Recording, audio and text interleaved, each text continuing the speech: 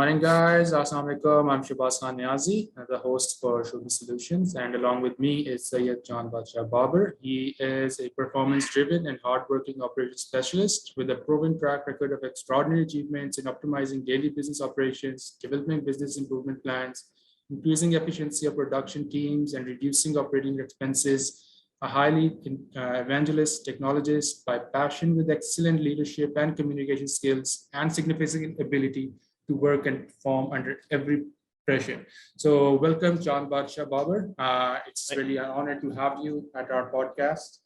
Thank you so much, Shabazz. Thank you so much. The pleasure is all mine. I've already seen your background. It's really extensive background. Really, we really are looking up for people who have certain expertise in areas of IT.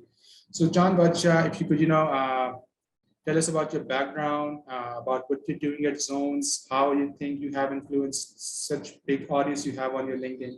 So if you could just enlighten us about what you're doing. Thank you so much, Shabazz, for inviting me on this podcast. It is my honor as well. The pleasure's all mine. I'm currently working as an operations specialist at a private organization in Islamabad. So my journey in the IT industry started back in 2013 when I got myself inducted in a CS degree at IM Sciences. So I did my 4 years bachelor's from there, and I think since then I was just in the mind zone to get something, to do something different than what we're already doing, mixing up two different fields. I was more of a person who really wanted to get into marketing, who really wanted to get into administrative processes. So I think the word IT project management is the right that sets for me and sets my tone on where do I see myself in the upcoming years, and where should I be putting more focus on my own skill sets to get them more polished. So other than that, I've had my startups back in 2012. It went by the name iPeshawar. Then I had another, it went by another name. It was a digital media marketing agency. It was incubated with NIC. So yeah, I think the entrepreneurial processes and the IT project management processes, they were just running down my veins, and I had to get them out somehow. So how did it come out? I mean, were they promiseful? As much as you put in? Yes, the first one, iPeshawar, was launched back in 2012. I had a very close friend working as the team members for them. And because when you're a student, you don't really have a lot of financials to sustain your entrepreneurial journeys. So you have to take out your pocket money to invest in a lot of things. So our idea was very basic back in the days. We didn't have 3Gs. So it was an offline directory, but we were using it to channelize a revenue stream by advertising different organizations, by advertising different events that were happening within the KPK region, and even other organizations like educational organizations like GIK and NUST. Their student bodies would reach out to us because we had almost 4,800 active users within KPK region, and we had more than 9,000 likes on our page that went viral within a few months of the launch. So we were the right audience for them to target them with their events and with anything they wanted them to know. So I think for me, it's very safe to say our main competitor were the telecom industry. When they came up with 3G, we simply pulled out of the market respectfully, because we thought it's good to respectfully end journey rather than being dragged out of it. So we're like, let's get it all sorted out, because we can't really compete with them. So we simply pulled out of the market. Oh, you could have combined alliances with them, or so. Was it not a good idea with that? We did try reaching out to a lot of telecom companies on our little resources that we had, the little connections that we had. We reached out to a couple of organizations, the governments and the private ones as well, in order to allow us to be a part in this, just to let us being working in this, so we don't really get to pull out of the industry. But I think the responses were not up to the mark where we could just say yes to any of them, and I think that was the decision of the team as well, to just simply pull it out of the market instead of being dragged out of it. So yeah, it still lives in my heart. And I believe that was a journey that really pushed me to have an audience on my LinkedIn, my Instagram, and my Facebook as well. So when you get to see on my LinkedIn, I have audiences from different aspects. I have entrepreneurs. I'm working as a part-time community manager with another entrepreneurial journey, ecosystem journey within Canada. It's called Entrepreneur. So I think that startup processes back in 2012 sparked that connection process in me to make more connection with different people and to expand my networks. Oh, that's very impressive. That's so impressive. I mean, we as a country, we really lack, enthusiasm. We lack courage to start something of our own. So, John, how would you portray the look of the true entrepreneur, the skill sets that they require to start something of their own? What do you think has to be the mindset of the courageous man to start something of his own? I absolutely love this question. This is a very important question when we talk about the entrepreneurial journeys of someone, what it really makes, what are the things that makes someone a great entrepreneur. So see, it's not just the idea that you're working on. It's not just the idea, right? I think for me, if I have to talk about the entrepreneur and the organization in a different state, for me, entrepreneur is someone who has a vision, right?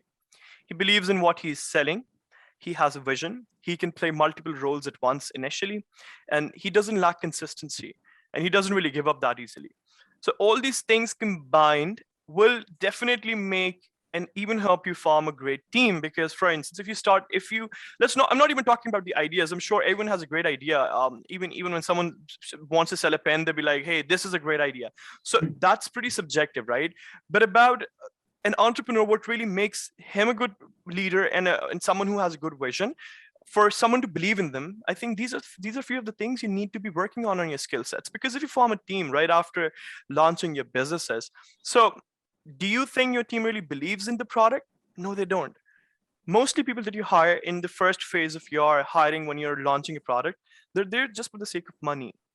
But you can change their motive with time by making them believe what you're selling, what the solution you're giving to the problem, and allowing them to be a part of it, to give their best to the organization so that they can do more with you. And this is how a company should grow. So it's not just an entrepreneur in himself, but how he forms a team, how the firm really believes in him, how do they believe in the product. And I believe a team, a customer, anyone to believe in the product, the entrepreneur needs to believe in it first. It's if you're in the industry just for the sake of making profits, you're not going to be seen anywhere in the next year cycle anywhere. You can just mark that my words on that.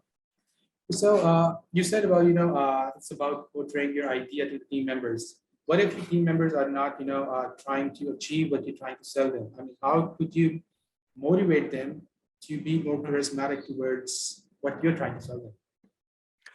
Shabazz, technically, when I read startup different articles, there's one constant thing along with other points I get to see on different blogs and different interviews. It is that forming a wrong team will definitely make your startup a failure. Because it's at the end of the day, you have, as an entrepreneur, as a leader, you have to make sure you fill up different boots and different roles within your organization. But to what extent? Are you going to be taking on these roles for 24/7 for the upcoming years as well? No, you want to delegate some of your tasks. You want to delegate some of your responsibilities to your team members. And for them, they need to believe it. They shouldn't be taking that as a task. They should be taking that as a vision of what you believe in and eventually what they will believe in. So there are multiple exercises. You can indulge them in conversations where you welcome their input. You indulge them in different activities where they feel a part of it. They're not just another employee. They're feeling a part of it. They feel relaxed. They have easy hours. They know what they're working on. And I believe it all goes back to the process when you're hiring them.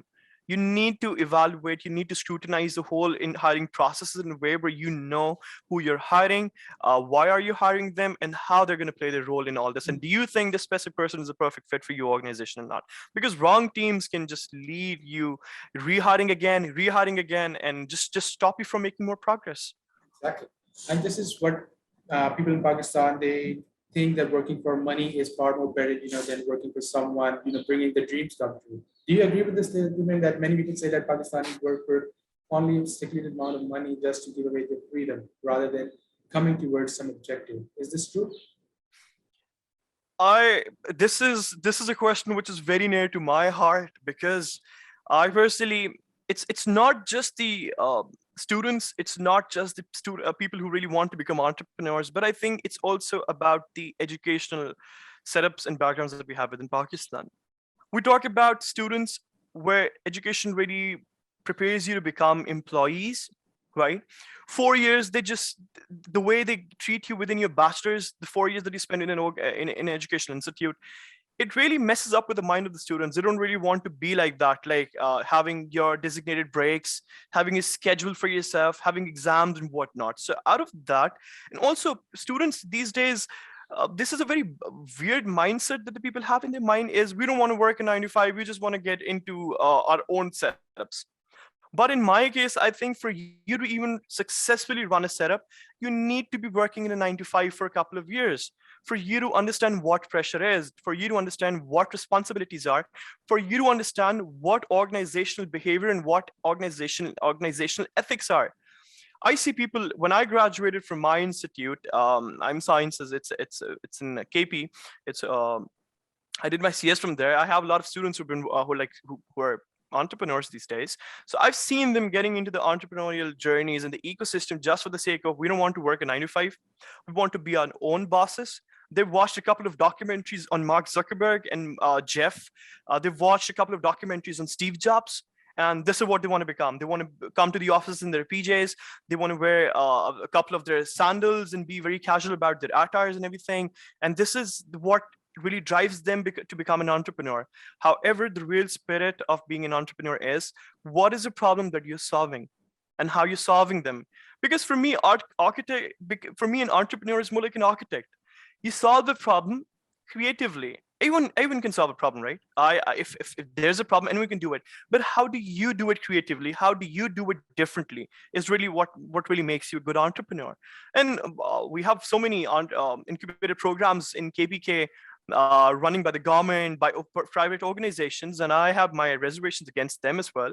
Like one of the organization, I'm not going to name them, but they've been providing monthly stipend to entrepreneurs, and that's funny because who is an entrepreneur? He's someone who creates his own revenue channel stream. He creates his own revenue stream, and you're giving them monthly stipend of 30,000. So initially, this person who wanted to be an entrepreneur had a mindset: I don't want to work a 9 to 5. I want to be my own boss. I want to sleep the whole day and just work the whole night because I'm okay with my routine. And now I'm getting 30,000 just to do all that. So he's just going to apply for different incubator programs. He sits there for like 6 months, and right when you cut down the monthly stipend, once they graduate, where are these startups? Nowhere to be seen. So you're not in the favor of giving away a 30K every month. So you're not in favor of it? Not at all. You're killing the spirit of true entrepreneurship. Allow them to be given spaces. Allow them to be given the right education. Allow them to be given the right path and the right mentors. Don't give them monthly stipend. It's just like you are making them lose their interest in how to create more money. That means a person who gets in a startup, eventually you often see in these incubator programs, a group of friends applying for a startup and calling themselves entrepreneurs. They're getting 30,000 per month. Just take it for an example. How many startups that have graduated within KP, within Pakistan, and have been given monthly stipends have survived the first year? How many of these startups have actually generated more revenue? How many of these startups have employed more than 2 people within the first year? And I think the answer is going to be very less, maybe just, I don't want to say in percentages, but it's going to be just a very handful amount of startups as compared to how many of you induct them. And that's about killing the true spirit of entrepreneurship. So do you think it's the biggest flaw in every NIC or every incubation center that is trying to produce entrepreneurs, right?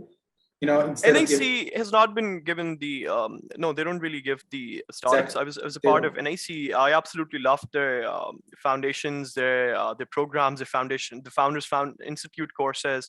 They're very well designed, but I think the other organizations that have been working, they're given the stipend just to get more people on board for their portfolios. That's it.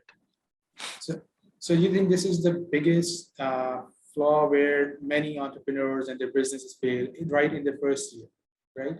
So what would be the best recommendation that you could say that every entrepreneur in different provinces or different setups or different countries, they should allow the business owners to set up their things? Instead of they're not giving any kind of incentive to them, then what will make them motivated to do so? Because many people in Pakistan, they work for money. And if they're not being paid any incentive, they're like, we don't want to work, or we are not motivated enough. So as you being an incubator officer or being a project coordinator for any of the incubation centers throughout the country, what your recommendations would be? So if I have to be in that place and give my suggestion over it, based on the experiences I had and based on the reservations that I personally have with these incubator programs, see, Shabazz, it has to be done on the root level, right? On the base root level. You need to make them understand entrepreneurship is tough. It's not going to be like you getting your monthly paycheck by the end of every month, right? At times you're not going to get anything. At times you're going to get something. It all depends how much effort you put in that specific month, on what specific processes. And it's not just entrepreneurship. It's not just your idea that will get you more customers. These days, you have to act digitally smart. And what you really need to do about it is you need to know, how do you sell your product online? You want to reduce the cost of selling your products by hiring on. Okay, when you make yourself an e-commerce stores, there are other organizations, other entrepreneurs having their e-commerce stores. What do you do in order to be different than them? How do you reach out to more people? You get into digital media marketing. How do you do that? Do you want to hire someone to do that? Do you have the cash to do that? Do you have the revenue, the finances to do that? No. Learn that. Do it on your own. See, running Facebook ads, it's not easy. Since you run a digital media marketing agency as well, you would know. It's not easy for people to say, hey, I'm just running my Facebook ads and I'm doing it on my own and I'm grabbing customers. That's your luck. But if you're saying you haven't done any research over it, that's very stupid of us to say. That's very easy, right? It's super technical. So for you to allow them to learn more courses about these Facebook marketing ads, how you're supposed to do them, how you're supposed to market your content on Instagram, what are carousels, the Instagram reels have more engagement these days, engage in more reels these days, follow people, communicate with them, connect with them, place your ads. These are a few of the tactics that you can allow them to learn in order to expand the customer base. It's the same as, for instance, if I ask you, if you're in an island, right? If you're in an island and you want food. So if I can give you different tactics on how to catch a fish, that's better than me giving you fish for just for a couple of months, first couple of months. You can enjoy the first couple of months. Definitely you're going to have fish. You're going to have food on an island, right? But what after the 3 months when you've just exhausted your resources? What next? What's next? You don't know how to catch a fish.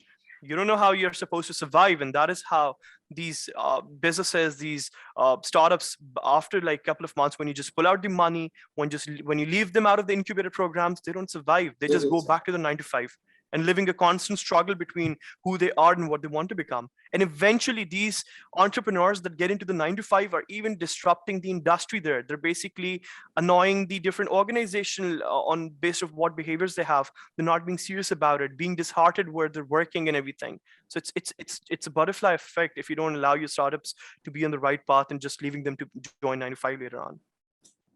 Okay, so this is very well put, Babar. One more thing that many people think that businesses that fail in the first year of their operations, do you think that entrepreneurs or the people who are working in that company tend to gain something rather than making money? What kind of experience do they have when they realize, okay, the blood, the sweat, the tears that they've invested in the company, and after 6 months or 8 months, that company has gone bankrupt?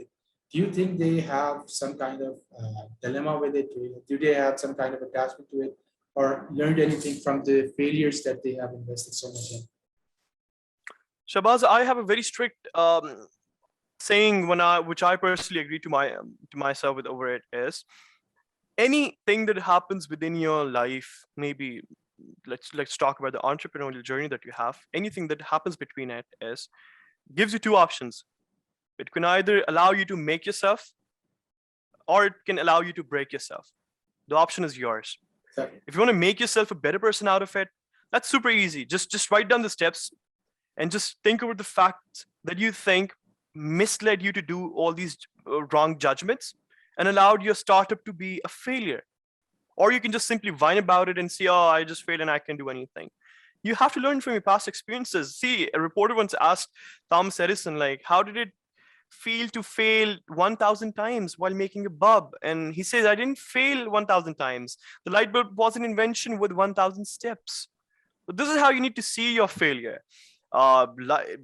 just failing in one setup is not the end to everything. You're not just being blacklisted from the industry to not do anything else. You just need to learn from your mistakes, and you need to make sure when you're working on another setup, you don't really do them.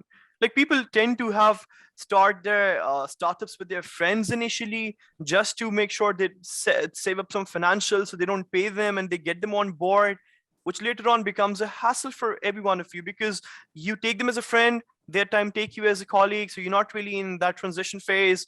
You don't have a proper frequency with your team members. It doesn't allow your startup to be successful later on.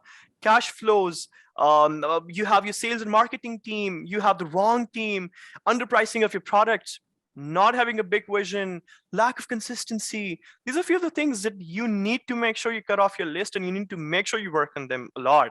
And I think this is one of the reasons how you can make sure your startups don't really fail. Also, when we talk about cash flows and we talk about sales and marketing, often I've seen these startups having the concept in their mind that let's allow for an investment somewhere and become an easy billionaire. Let's get in the news, because mostly people out there working on startups, they just want to be in the news. That's it. You give them the news, you put your name on their news, they're going to be absolutely fine. They're not going to do a lot of efforts, because this is what they really crave for. They crave for fame, right? So they they get into investor processes, angel investors and VCs, without knowing that when you get into an angel investor within or in the process for VCs, you lose your ownership of the process. So which means you started because you don't want to work a 9 to 5. Now you're your own boss. You went to the VCs and angel investors. Now you're again working on a 9 to 5. You're not your own boss anymore. You're working on different directions. So this all goes back to the root level, where education industry is not even making people understand what true spirit of entrepreneurship is.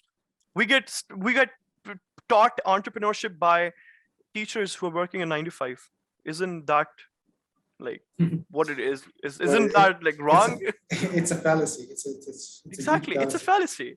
It's a fallacy. Invite entrepreneurs from different industry to give you some lessons over it. How did they start and everything? Okay, so John, you mentioned that starting business with your friends and families. Is it a good step or is it a bad step? You said you could cover the costs, you could cover the financials.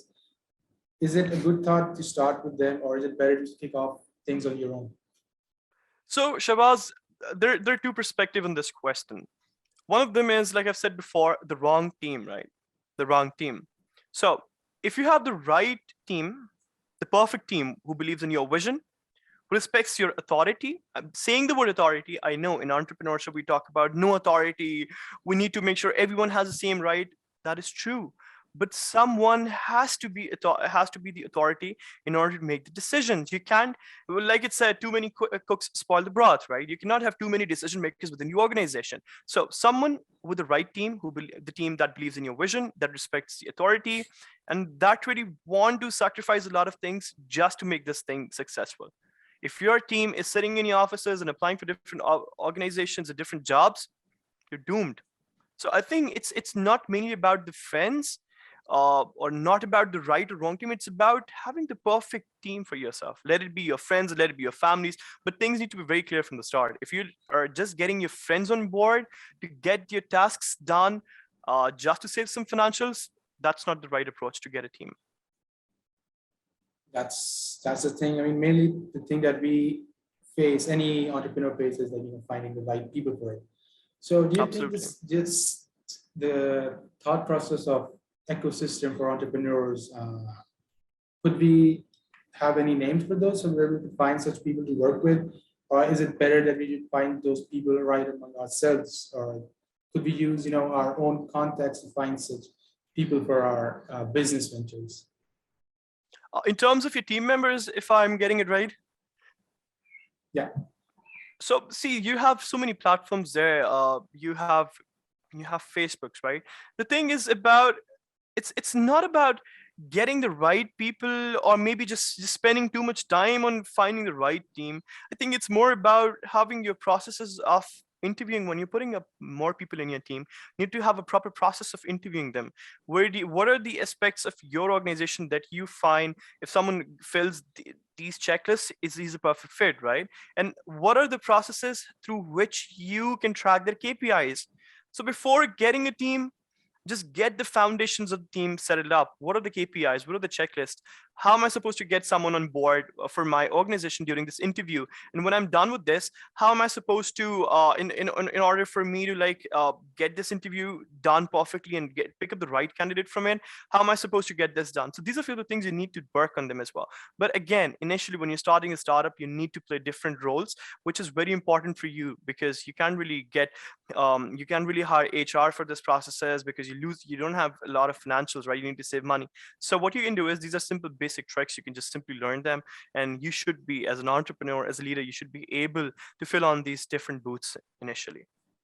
Okay, my team members, they were really curious about, learning more about Pakistani entrepreneurial ecosystem. Could you just give us a little overview for such names that you have worked with or you have thought about it, that you could, talk about them on any show, or you want to recommend anybody? Yeah, I think I would highly recommend if you could get the teams from NIC on your podcasts, because I personally was incubated. I was the first cohort back in Peshawar, back in I think 2018, if I'm not wrong about the year, maybe I think 18. Yeah, it was 18. Yeah.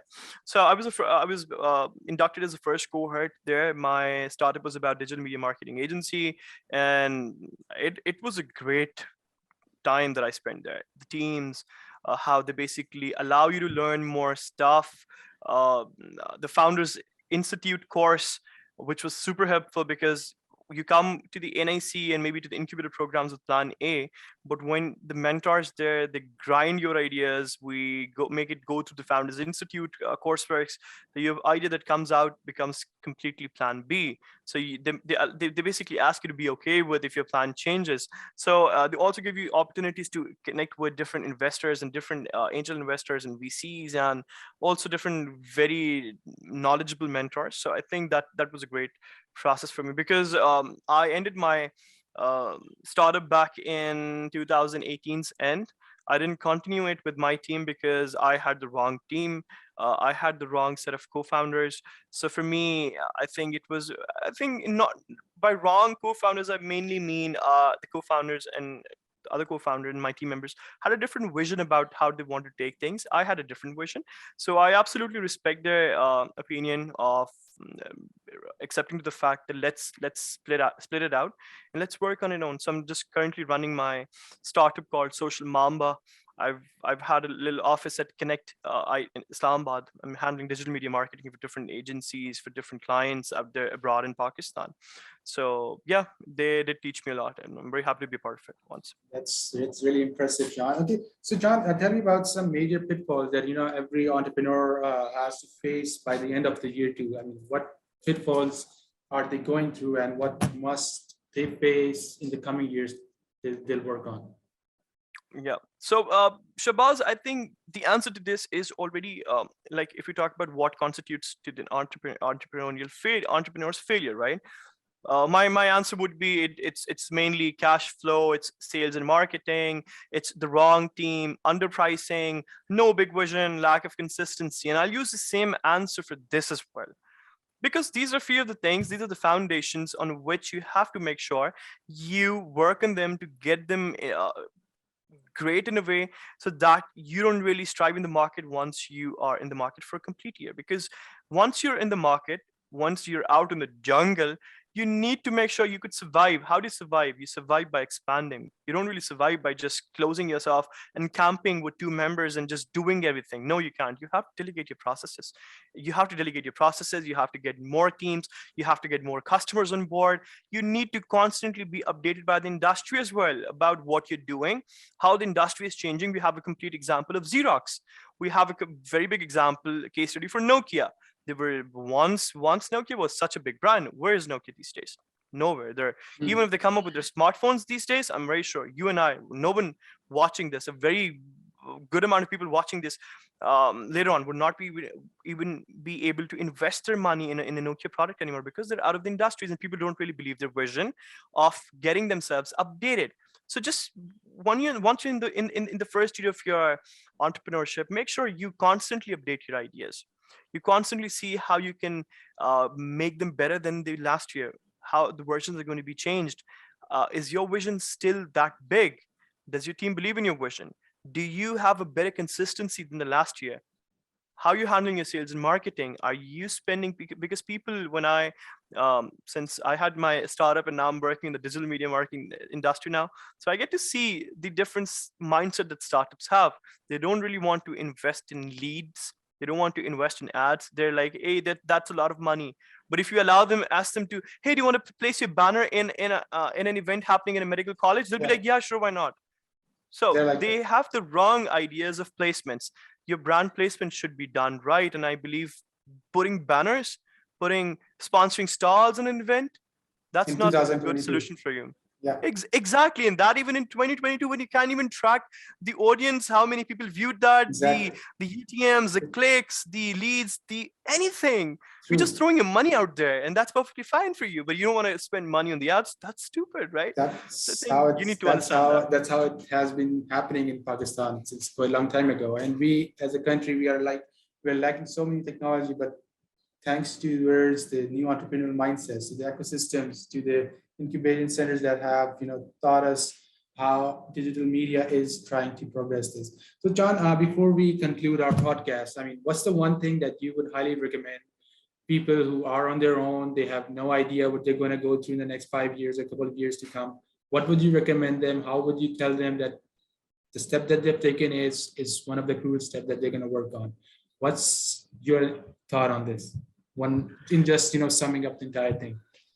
See, if you're working on a startup, if you've taken the idea and you've taken the step already, and you're putting everything on stake, and you're working on a startup, just don't give up.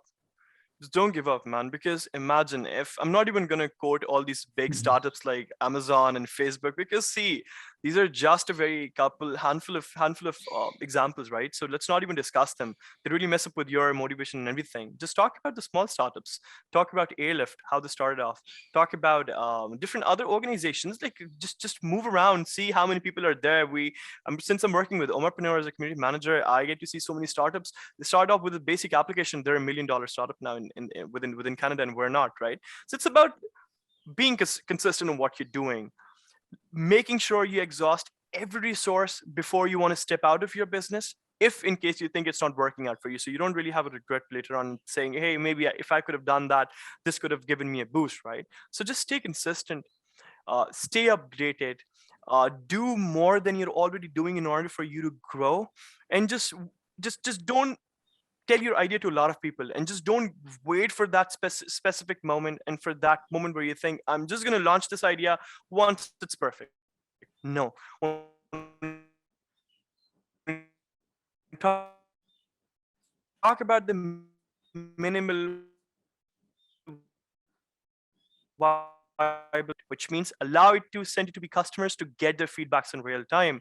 So oh, this needs to be done, this needs to be changed, this needs to be done this way, rather than you completing your project, putting it out in the market, and people are like, hey, we don't like this thing, this doesn't really do a thing, and then you go back to scratch one and just re-editing and everything. So just make sure at every step you're putting out there, get your customer feedback. That is very important. And customer is always right. I have to give this customer as they're the boss, they're the king. Absolutely. Yes. They're always right.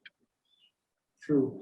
So, John, it was really wonderful having you at the podcast. I mean, the insights that you've shared with us about the entrepreneurial ecosystem in Pakistan, and the steps that it's supposed to take to bring the best out of our bosses and to bring out the best in our entrepreneurs. So I hope many people go through this. They talk about what you have taught us and how your thoughts and how your strategy can help any entrepreneur, any business owner, or any solopreneur to achieve what they want to achieve. So, John, would you like to add anything else before we run out of time in our podcast? Thank you so much, Abbas, for this opportunity to be here to express my layman views of what I've done so far and how do I see the industry. And I think you're doing an absolutely great job in uplifting the ecosystem for the Pakistanis out there and different people that they're working on it. So if you or any organization or maybe any of your listeners wants any of my assistance with anything regarding this processes of entrepreneurial ecosystems, anything, you're most welcome to reach me out on my Instagram and even LinkedIn. I go by the name Syed Babarsha, SYED BABARSHAHN PK, Pakistan. So I'll be more than happy to assist you further on. Right, will surely be asking my team members to tag you in all over the social, but we couldn't find you on the Instagram. That I promised I'm going to work on that as well. Sounds So good. I'll send you the link. thank you, John. I'm going to turn off the recording, and thank you, everybody. Thank